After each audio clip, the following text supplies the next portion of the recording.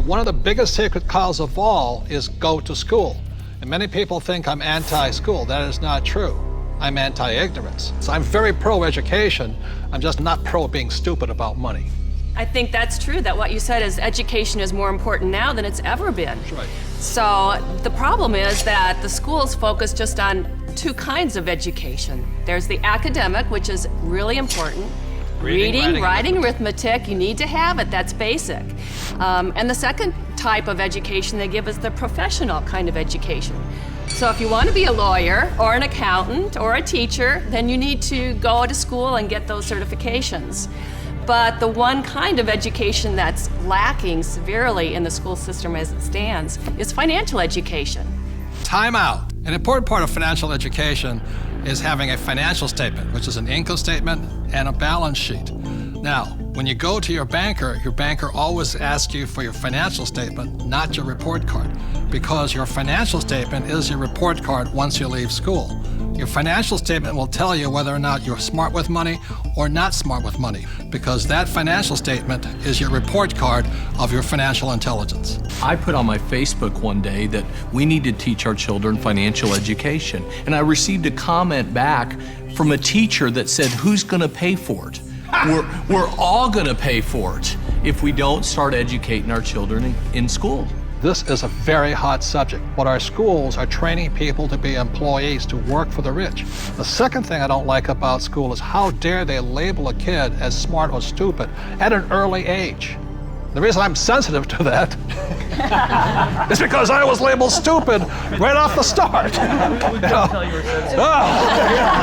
And it wasn't that I was stupid. I was bored and I was not interested, and it was none of the subjects I wanted, and nobody could tell me how I was going to use calculus. I kept asking my teacher, how am I going to use calculus? And they couldn't tell me. Are they training to be an employee, or are they training to be street smarts? See, my poor dad was school smart, my rich dad was street smarts, and I'd rather be street smart today. Well, there's a total lack of practical education is really what you're talking about. And I found that. I'm an accountant. I have a master's degree. And you're an A student, right? And I'm an A student. We'll forgive you.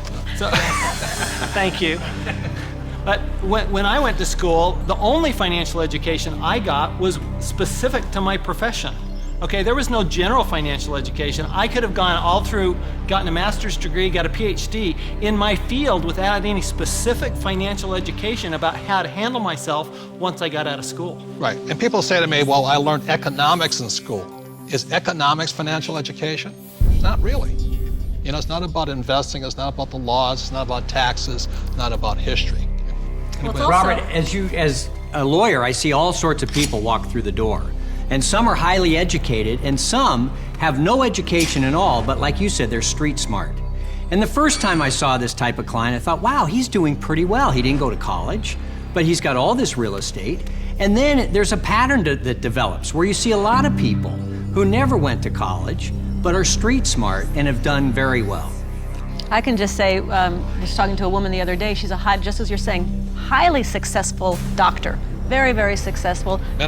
Medical doctor, very smart in so many ways, but when we were talking, she finally looked at me and she said, oh my God, she goes, I have not a clue about my money. She's 45 years old, not a clue. And you think that because they're successful, they know something about money, but so many people don't, because so many of us haven't had the education. School puts us in a culture of dependence. We depend on three things. We depend on a corporation to take care of us, or we depend on government to take care of us. And the scary one, I think, is we depend on institutions. You know, the people we run our 401ks to take care of us. Stock market. And we put ourselves, we rob ourselves of the independence to think freely as entrepreneurs or investors, and we just become dependent on those three entities. And it's brutal. And Mr. Maloney, you never finished school, did you? No. I failed school, but more than that, school failed me. I was dyslexic. They didn't know what it was back then, but basically, I was just like you, bored stiff. I got put in all the remedial classes, so I was in with the dumb kids, basically.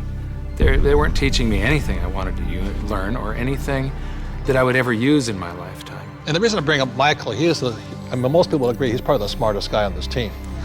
And the problem was, again, was Anita says, there's three kinds of education. There's academic, reading, writing, arithmetic. There's professional, become a doctor, a lawyer, in my case, a pilot. And number three is financial. But Michael was put back because of academics, because you can't read, right? Right. So how did you learn how to read? Oh, well, Apple came out with OS 10 at the beginning of the last decade. And you can just select text and hit a button and the computer reads to you. Most people don't know it's built into the operating system.